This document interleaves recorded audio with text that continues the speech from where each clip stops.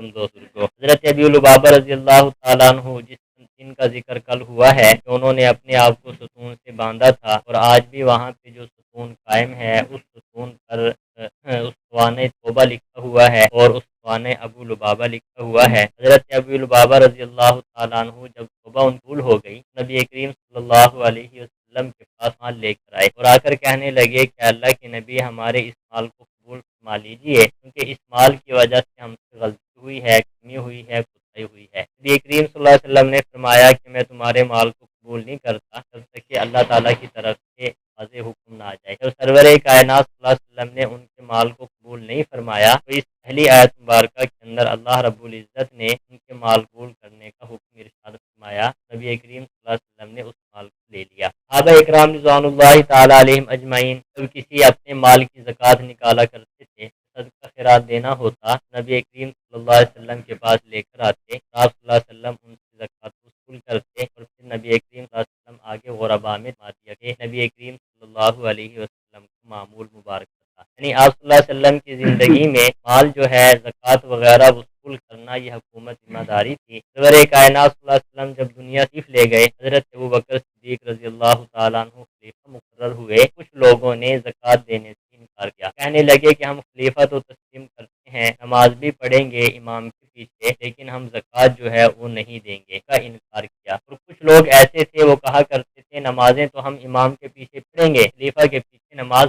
پڑھیں گے، لیکن ہم جو زکوٰۃ ہے وہ اپنی مرضی سے دیں گے۔ نبی کریم صلی اللہ علیہ وسلم کے جو جانشین مقرر ہوئے سیدنا ابوبکر صدیق رضی اللہ تعالیٰ عنہ، تو انہوں نے سب پہلے جو جہاد کیا ہے وہ منکرین زکوٰۃ کا کیا ہے۔ تو لوگ زکوٰۃ کا انکار کرنے والے تھے، نبی کریم صلی اللہ علیہ وسلم کے جانشین حضرت ابوبکر صدیق رضی اللہ تعالیٰ عنہ نے اعلان فرما دیا کہ میں ان کے خلاف جہاد کروں گا، حتیٰ کہ جب تک ان سے ایک رسی بھی وصول نہ کر لوں اس وقت تک میں ان سے کیا ہے بھائی جہاد کروں گا۔ سب سے پہلے جو جہاد ہوا وہ لڑائی لڑی گئی حضرت ابوبکر صدیق رضی اللہ تعالیٰ عنہ کے زمانہ میں، نبی کریم صلی اللہ علیہ وسلم کے بعد ان کے ساتھ منکرین زکوٰۃ، کچھ لوگ منکرین زکوٰۃ کے زکوٰۃ کا انکار کیا کرتے تھے، حضرت ابوبکر صدیق رضی اللہ تعالیٰ عنہ نے ان کے خلاف کیا بھائی کہا دیا۔ بہرحال اللہ تعالیٰ نے ان آیات میں اس بات کا ذکر فرمایا ہے، ارشاد فرمایا خذ من اموالہم صدقۃ طاہرہم وتزکیہم بہا وصلی علیہم، لے لیجئے ان کے مالوں میں سے صدقہ، طاہرہم وتزکیہم، اس صدقے کے ذریعے سے آپ ان کو پاک کر دیں گے، وصلی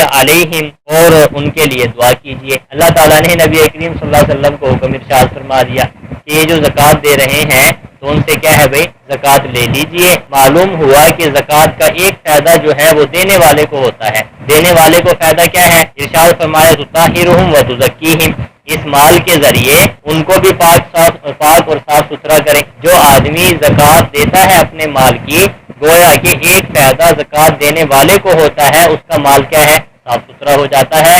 اللہ تعالیٰ نے فرمایا کہ مال لے کر ان کو کیا کیجئے بھائی صاف ستھرا کیجئے، وصلی علیہم، اور ان کے لیے دعا بھی کیجئے۔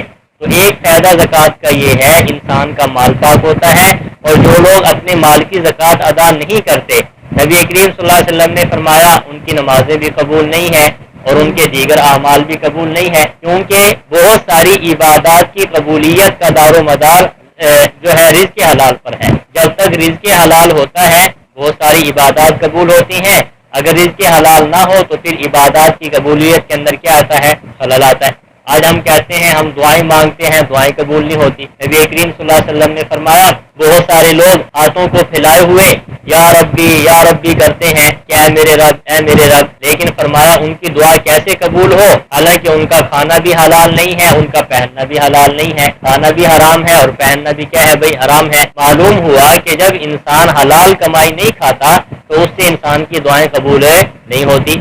تو بہت سارے لوگ اللہ تعالیٰ پہ گلہ شکوہ شروع کر دیتے ہیں کہ ہماری دعائیں قبول ہی نہیں ہو رہی، ہم اتنے عرصے سے دعائیں مانگ رہے ہیں، کاش کہ وہ اپنے اندر بھی جھانک کر دیکھ لیں کہ ہماری کمائی کیسی ہے، حلال ہے یا حرام ہے، ہمارے پاس جو مال آ رہا ہے وہ کس طریقے سے آ رہا ہے۔ بہرحال زکوٰۃ دینے کا ایک فائدہ کیا ہے بھائی؟ انسان کا مال پاک ہوتا ہے اور محفوظ ہو جاتا ہے، اور کیا ہو جاتا ہے؟ محفوظ، چوری سے، دیگر خرافات سے جو انسان اپنے مال کی زکوٰۃ صحیح طریقے سے دیتا ہے اس کا مال کیا ہے بھائی، چوری وغیرہ سے محفوظ ہو جاتا ہے، اور جو مال کی زکوٰۃ نہیں دیتا وہ کسی نہ کسی طریقے سے نکل جاتا ہے، اس کی کوئی حفاظت نہیں ہوتی۔ اس لیے ہمیں جیسے نماز کو ہم فرض سمجھتے ہیں، لیکن معاشرے میں صورتحال یہ ہے کہ زکوٰۃ کو فرض ہی نہیں سمجھا جاتا، عشر کو فرض ہی نہیں سمجھا جاتا۔ بھائیوں، جیسے زکوٰۃ کو نماز پر ادا کرنا فرض ہے، زکوٰۃ کو بھی صحیح طریقے سے ادا کرنا کیا ہے بھائی، فرض ہے۔ قرآن مجید کے اندر بہت سارے مقامات پر اللہ تعالیٰ نے فرمایا اقیموا الصلاۃ وآتوا الزکاۃ، بہت سارے مقامات پر نماز کے ساتھ کس کا حکم ہے بھائی، زکوٰۃ کا۔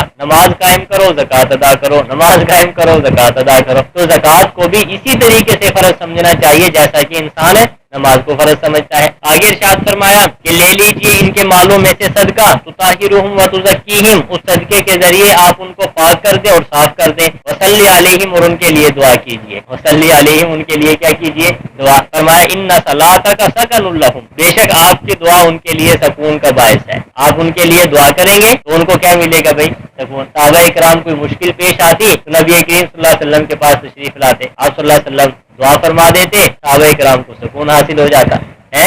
کیا شان تھی صحابہ کرام کی، نبی کریم صلی اللہ علیہ وسلم کی دعائیں جنہیں ملی ہیں وہ جماعت ہے، جماعت صحابہ۔ آگے ارشاد فرمایا اللہ سمیع علیم، اللہ تعالیٰ سننے والے بھی ہیں اور جاننے والے بھی ہیں۔ الم یعلموا ان اللہ، کیا ان کو پتہ نہیں ہے بے شک اللہ تعالیٰ یقبل التوبۃ عن عبادہ، بے شک اللہ ہی توبہ قبول کرتا ہے اپنے بندوں کی، ویأخذ الصدقات، اور صدقات کو لیتا ہے، وان اللہ هو التواب الرحیم، اللہ تعالیٰ بہت زیادہ توجہ فرمانے والے ہیں اور رحم کرنے والے ہیں۔ اس کے اندر ذکر فرما دیا کہ اللہ تعالیٰ ہی انسان کی توبہ کو کیا کرتا ہے بھائی، قبول کرتا ہے۔ آدمی سے جب غلطی ہو جائے تو معافی کس سے مانگنی چاہیے بھائی، اللہ تعالیٰ سے۔ نبی کریم صلی اللہ علیہ وسلم نے کیا فرمایا، التائب من ذنبی کمن لا ذنب لہ، گناہوں سے معافی مانگنے والا ایسے ہے جیسے اس نے گناہ کیا ہی نہیں ہے۔ جیسے اس کی ماں نے، ایک حدیث میں آتا ہے ابھی اس کی ماں نے اس کو جانا ہے، پیدا ہونے والا بچہ اس کے ذمہ کوئی غلطی ہوتی ہے نہیں ہوتی نا، تو گناہوں سے معافی مانگنے والا صاف ستھرا ہو جاتا ہے۔ ہمیں جو ہے اپنے گناہوں کی معافی اللہ تعالیٰ سے مانگنی چاہیے، اللہ ہی انسان کی توبہ کو کیا فرماتے ہیں، قبول فرماتے ہیں۔ فرمایا وَقُلْ اعْمَلُوا فَسَيَرَى اللَّهُ عَمَلَكُمْ وَرَسُولُهُ وَالْمُؤْمِنُونَ، آپ کہہ دیجئے تم عمل کرتے رہو، ان قریب دیکھے گا تمہارے عمل کو اللہ اور اس کا رسول اور مومن، وَسَتُرَدُّونَ إِلَىٰ عَالِمِ الْغَيْبِ وَالشَّهَادَةِ، اور جلد ہی لوٹا دیے جاؤ گے تم عالم الغیب و شہادت کی طرف، فَيُنَبِّئُكُم بِمَا كُنتُمْ تَعْمَلُونَ، پھر وہ تمہیں خبر دے گا ان کاموں کی جو تم کیا کرتے تھے۔ آگے فرمایا وَآخَرُونَ، اس آیت مبارکہ میں ان 3 صحابہ کرام کا ذکر ہے جنہوں نے اپنے آپ کو ستون کے ساتھ نہیں باندھا تھا۔ واقعہ کل گزر چکا ہے۔ 3 صحابہ کرام جو تھے نا، انہوں نے کیا کہا، حضور کے پاس آ گئے، اے اللہ کے نبی کوئی اور ہوتا تو ہم ان کو اپنے جھوٹ کو سچ بھی کرنا جانتے ہیں، لیکن آپ کے ساتھ ہم سامنے جھوٹ نہیں بول سکتے ہیں۔ کیا شان تھی صحابہ کرام۔ صحابہ کرام جو تھے نا، اگر ان سے کوئی غلطی یا اونچ نیچ ہو جاتی نا تو نبی کریم صلی اللہ علیہ وسلم کے سامنے صاف صاف بات کر دیا کر، انجام کا بھی پتہ ہوتا کہ ہماری سزا کیا ہے، پھر بھی صاف صاف ذکر کر دیا کر۔ دیکھو وہ حضرت ماعز اسلمی رضی اللہ تعالیٰ عنہ، حدیث میں واقعہ مذکور ہے، صحابی رسول ہے، غلطی ہو گئی نا، بدکاری ہو گئی۔ اب کوئی خاص CID والا دیکھنے والا، کوئی پولیس والا نہیں تھا، کوئی CID والا نہیں تھا، کوئی دیکھنے والا بھی نہیں تھا، لیکن نبی کریم صلی اللہ علیہ وسلم کے پاس آئے اور آ کر کیا کہا کہ اللہ کے نبی غلطی ہو گئی، مجھے صاف کر دیجئے۔ اب صحابہ کرام کی یہ شان تھی، آپ صلی اللہ علیہ وسلم کو صحیح بات فرما دیا کرتے، کوئی بھی لچک نہیں تھی، صاف ستھری بات، چاہے سزا ان کو معلوم تھی۔ تو اسی طریقے سے ان 3 صحابہ کرام نے کہا کہ اللہ کے نبی ہم سے واقعی غلطی ہو گئی ہے اور ہم آپ کے سامنے سیدھی بات کر رہے ہیں، جو کل واقعہ ذکر ہوا ہے کہ 50 دن نبی کریم صلی اللہ علیہ وسلم نے فرمایا صحابہ کرام کو ان کے ساتھ بول چال چھوڑ دو، 50 دن تک ان کے ساتھ تعلق کو ختم کر دیا گیا۔ پھر اللہ تعالیٰ نے ان آیات کو نازل فرمایا، کیا فرمایا، صحابہ کرام کے بارے میں تو قرآن مجید میں آیات نازل ہوئی، ان کے اعمال پر، ان کے قول اور ان کے فعل پر ہیں۔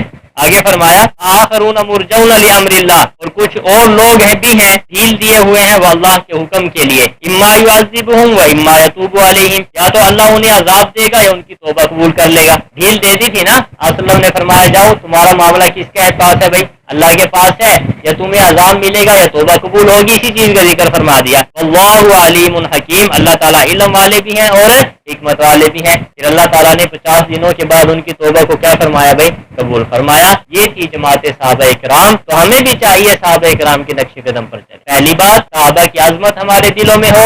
نمبر 2، نبی کریم صلی اللہ علیہ وسلم کے صحابہ کی اتباع ہونی چاہیے، جتنے بھی صحابہ ہیں، کوئی تفریق نہیں ہے، لا نفرق بین احد، ہم کسی میں بھی تفریق نہیں کرتے، سب صحابہ اکرام ہمارے سروں کے تاج ہیں۔ ان کے اندر جو غلطیاں ہوئی ہیں، آپس میں لڑائیاں ہوئی ہیں، تو وہ اللہ تعالیٰ نے معاف فرما دی، قرآن مجید میں آیا۔ میں ایک مثال کے ذریعے ہمیشہ سمجھایا کرتا ہوں جو ہمارے بڑے استاد جی نے دی ہے، فرمایا جب چھوٹوں کی لڑائی ہوئی تو فیصلے بڑے کرتے ہیں یا چھوٹے کرتے ہیں؟ بڑے کرتے ہیں۔ دو بچوں میں لڑائی ہو جائے یا دو بھائیوں میں لڑائی ہو جائے تو فیصلہ کون کرتا ہے؟ والد کرتا ہے، یا دادا کرے گا یا چچا کرے گا، ہے کہ نہیں؟ اور اگر چھوٹے فیصلہ کرنے لگ جائیں تو یہ اچھا ہوتا ہے، غلط ہوتا ہے؟ غلط ہوتا ہے نا۔ صحابہ اکرام میں جو اختلافات ہوئے تو ہمیں فیصل نہیں بننا چاہیے کہ فلاں صحابی ٹھیک تھے، نعوذ باللہ فلاں صحابی غلط تھے۔ ہمارا تو حق ہی نہیں بنتا، ان کی قربانیوں کی وجہ سے ہم مسلمان ہیں، اور ہم ان پہ فتویٰ لگانے لگ جائیں کہ حضرت علی ٹھیک تھے، حضرت معاویہ نعوذ باللہ غلط تھے، فلاں ٹھیک تھے۔ نہیں نہیں، تو ان کے بارے میں فیصلہ کس نے کر دیا؟ اللہ اور اللہ کے رسول نے، جو بڑے ہیں۔ اللہ نے بھی فیصلہ فرما دیا، اللہ کے رسول نے بھی فیصلہ فرما دیا۔ عجیب فیصلہ فرمایا نبی کریم صلی اللہ علیہ وسلم نے، ہے بھائی کیا فرمایا؟ اللہ اللہ فی اصحابی لا تتخذوهم من بعدی غرضا، میرے صحابہ کو نشانے نہ بنا لینا، غرض نہ بنا لینا، ہے کتنی پیاری ہر خطیب